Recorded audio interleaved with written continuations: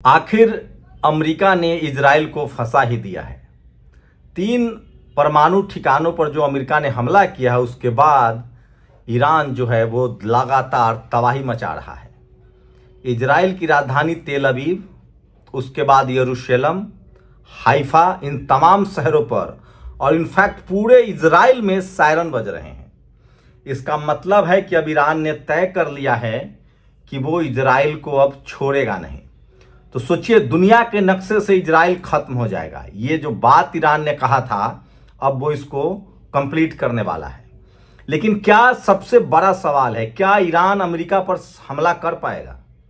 क्या अमेरिका का इससे क्या होगा? एक बात आप जान लीजिए, अमेरिका के सनकी तानाशाह डोनाल्ड ट्रंप ने दुनिया को WW3 यानी वर्ल्ड वॉर 3 के मुहाने पर खड़ा कर दिया है। आप जानकर चौंक जाएंगे कि 50,000 अमेरिकी सैनिक जो है वो ईरान के निशाने पर है। इजराइल पर जिस तरह से 2000 किलोमीटर का हमला किया जा रहा है मिसाइल से, ईरान अमेरिका के उन जगहों पर हमला करेगा जहां पर अमेरिकी सैनिक तैनात है। मैं वीडियो में बताऊंगा लगभग 50,000 सैनिक तैनात है और किस किस देशों में तैनात है। लेकिन उससे सबसे पहली बात, ईरान ने अब तय कर लिया है कि इजराइल का बचना मुश्किल है ही नहीं, नामुमकिन है। आपको बता दें कि अमेरिका ने B-2 बॉम्बर, उसके पास एक जहाज है जो दुनिया में किसी के पास नहीं है। उस जहाज से उसने फोर्डो, नतांज और इजराइल के और इस्फहान जो न्यूक्लियर ठिकाने थे ईरान के, उस पर हमला किया।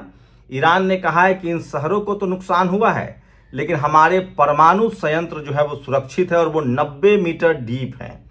इसका मतलब है कि सोचिए, इजराइल हार चुका है। अगर इजराइल हार नहीं गया होता तो अमेरिका इस आग में अपना हाथ नहीं डालता। लेकिन जब अमेरिका ने हाथ डाल ही दिया है तो एक एक करके मैं सारी खबरें आपको बताऊंगा, और ये खबरें आपको कोई और नहीं बताएगा। मैं इसलिए कह रहा हूं, सोशल मीडिया ही सच्चा मीडिया है, सोशल मीडिया ही बहुजन मीडिया। ये दोनों मिसाइल देख लीजिए, ईरान द्वारा बनाया गया खैबर शिकन मिसाइल है, ये वारहेड है। इसके अंदर छोटे छोटे न जाने कितने मिसाइल्स हैं और ये दागे जाएंगे।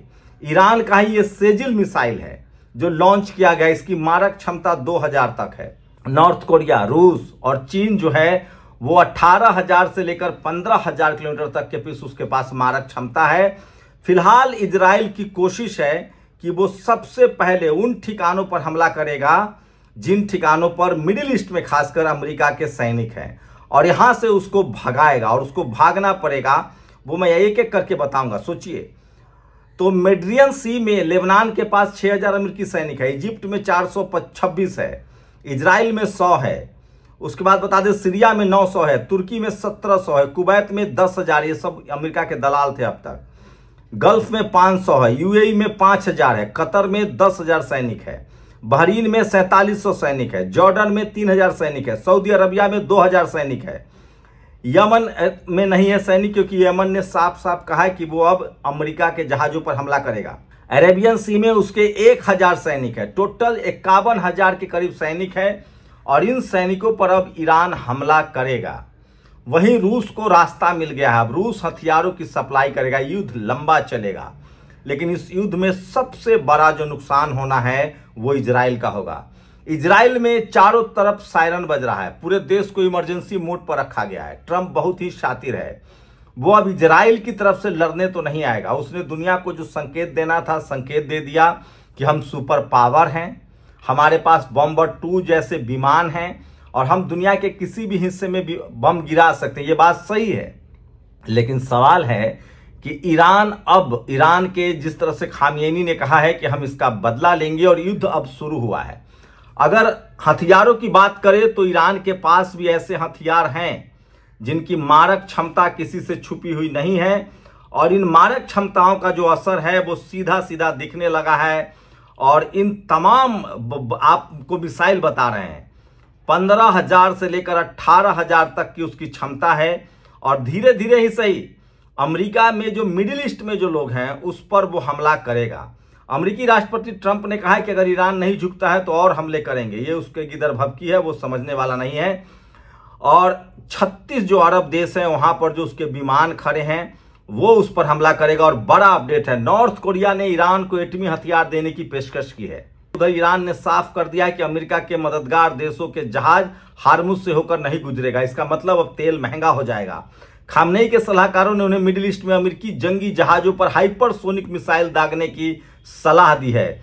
तो ये सबसे बड़ी खबर बता रहा हूं, और ये खबर ईरान के लिए अब जाकर साफ हो गया है कि इस युद्ध में अगर सबसे ज्यादा किसी का नुकसान होगा तो वो नुकसान होने जा रहा है, आपको बता दे कि इजराइल का। इजराइल को अब कोई नहीं बचा सकता है। अमेरिका किसी भी कीमत पर उसके सामने नहीं आएगा। अमेरिका को जो करना था कर दिया है, और अमेरिका में भी बगावत हो गई है, स्टेशन पर भीड़ है। अमेरिका के जो उपराष्ट्रपति है उसने साफ कहा है कि अमेरिका को इस युद्ध में नहीं जाना चाहिए था। इसका मतलब है कि ये सबसे बड़ी खबर बता रहा हूं। और इजराइल अपने ठिकानों को नहीं बचा पा रहा है। यरूशलेम में सोचिए उसके बड़े बड़े ठिकानों को मारा जा रहा है, वो भी बताऊंगा आपको। ईरान का न्यूक्लियर एनरिचमेंट प्लांट क्रोम शहर के पास पहाड़ियों में 80 मीटर नीचे बना है। इनको दबाना बहुत मुश्किल है। अमेरिका के पास GBU जो बम है उसी से बम गिराया गया है। लेकिन एक बात तो तय है कि ये देखिए किस तरह से अमेरिका के पास जो हथियार है वो समझिए, जो उसने बम गिराया है। अब ईरान क्या पलटवार करेगा उसको देखिए। हमारी और आपकी आवाज 343 मीटर प्रति सेकंड है, अर्थात लगभग 1235 किलोमीटर। ईरान के पास जो मिसाइल है, जिसमें फतेह मिसाइल है, यह हाइपरसोनिक मिसाइल है और ध्वनि की गति से 15 गुना अधिक यानी 18,525 किलोमीटर प्रति घंटे की रफ्तार से ये हाइफा को ध्वस्त कर रहा है। आयरन डोम की ताकत धरा का धरा रह गया है, अर्थात ईरान से हाइफा की 1542 किलोमीटर की दूरी फतेह ने 5 मिनट में तय की है। तो इजराइल पर चारों तरफ से बमबारी हो रही है और अमेरिका के इस कर्मों की सजा इजराइल को दिया जा रहा है। वहीं आपको बता दें कि इजराइल में चारों तरफ सायरन बज रहे हैं और सबसे बड़ी खबर है इस समय की कि अब कोई भी ईरान अब इस युद्ध में झुकने के लिए तैयार नहीं है और फाइनली नक्शे से इजराइल खत्म होगा। अमेरिका के उन ठिकानों पर हमला होगा जिन ठिकानों पर अमेरिकी सैनिक है। मैंने आपको बताया लगभग 24-25 जो मिडिल ईस्ट के देश है वहां अमेरिकी सैनिक है, उन ठिकानों पर भी हमला होगा, ये तय है। लेकिन इजराइल पर ईरान की कोशिश है कि पहले इजराइल को खत्म किया जाए, तो जो इजराइल इस युद्ध की वजह है उसको खत्म किया जाएगा। अमेरिका पर धीरे धीरे ईरान हमला करेगा। लेकिन सबसे जो बड़ी बात है, अब रूस और चीन को मौका मिल गया है, नॉर्थ कोरिया को मौका मिल गया है। तो ईरान के हमले से इजराइल में तबाही के वीडियो सामने आ रहे हैं और ये साफ है ईरान ने तबाह किया है इजराइल का डायमंड हब रमांट गन बेहद घातक मिसाइल से हमला किया है। तो ईरान अब ये युद्ध 24/7 हो गया है। ईरान ने कहा है कि हम इस युद्ध को अब शुरू मानते हैं, खत्म इसको हम करेंगे। शुरुआत इजराइल ने किया था, हमने पलटवार किया, अब अमेरिका ने शुरू किया है, इसको हम खत्म करेंगे। अमेरिका के पास हथियार है, लेकिन सोचिए लगभग 30,000 बैलिस्टिक मिसाइल की बात, हाइपरसोनिक मिसाइल की बात ईरान के पास कही जा रही है। और जितने ठिकाने हैं, क्या अमेरिका एक बार 100-200 बमबारी करेगा पुत से? ऐसा नहीं हो सकता है। ऐसा हुआ तो धीरे धीरे कहा जा रहा है कि रूस ने अपने सुखोई, जो उसके स्टिल्थ विमान है, जो 5th जनरेशन के विमान है, सुखोई सौंपना शुरू कर दिया है। ईरान के पास सुखोई आ गया है और अब धीरे धीरे वो अपने हाइपरसोनिक मिसाइल के उसने सारे दरवाजे खोल दिए हैं। अब तक ईरान दुनिया की नजरों में अपनी छवि खराब नहीं करना चाहता था, वो आम इजरायलियों को टारगेट नहीं करना चाहता था, लेकिन इस हमले के बाद साफ हो गया है कि अब ईरान के पास छुपाने के लिए कुछ भी नहीं है। और अमेरिका ने सबसे बड़ी मुश्किल अगर किसी की बढ़ाई है तो वो मुश्किल बढ़ने वाली है इजराइल की। इजराइल पर चारों तरफ से हमले हो रहे हैं। यरूशलेम में हमला हो रहा है, तेल अवीव में हमला हो रहा है, हाइफा में हमला हो रहा है। तो इस युद्ध में सबसे ज्यादा फायदे में अगर कोई है तो वो रूस है, चीन है, नॉर्थ कोरिया है। सबसे ज्यादा नुकसान में है तो इजराइल है। और कहा जो जा रहा था कि इजराइल को नक्शे से मिटा देंगे। दुनिया भर की सिंपैथी ईरान के प्रति बढ़ी है। दुनिया आज अमेरिका की थू थू कर रहा है। सोचिए, डोनाल्ड ट्रंप कह रहा था कि हमको क्या चाहिए, हमें शांति का पुरस्कार चाहिए, नोबेल पीस प्राइज चाहिए।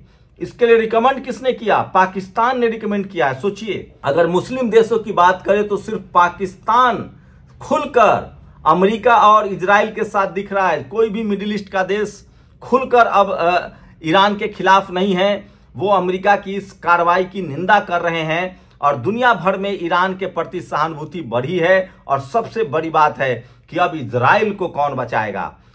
ईरान ने अपने सारे घोड़े खोल दिए हैं। हाइपरसोनिक मिसाइल से हमला हो रहा है, उसके पास इतनी क्षमता है कि वो इजराइल को बर्बाद कर देगा। तो इस पूरे युद्ध में अगर सबसे ज्यादा नुकसान में रहेगा तो वो इजराइल और ईरान। अमेरिका की जहां तक बात है तो 51,000 उसके फौज है। अमेरिका ने पहले ही कहा है कि हम अमेरिका के ऊपर हमला करेंगे, उसके ठिकानों पर हमला करेंगे, क्योंकि उसने हम पर हमला किया है। खबर यह भी आ रही है कि अगर नॉर्थ कोरिया, जिसके पास 15,000 से 18,000 तक मिसाइलें हैं, उसके बाद रूस, उसके पास भी 15 से 18,000 किलोमीटर तक की मिसाइलें हैं, इसके साथ चीन के साथ भी 15 से 18,000 किलोमीटर तक मिसाइलें हैं। अगर ये मिसाइलें पहुंचती है ईरान के पास तो वो Manhattan, San Francisco, New Jersey, America के तमाम शहरों को निशाना बनाया जा सकता है। और ईरान को अब लगने लगा है कि उसके पास खोने के लिए कुछ नहीं है। और अब जब उस पर बमबारी हो ही गई है तो वो अपनी अस्मिता बचाने के लिए इस युद्ध में अब आगे बढ़ेगा।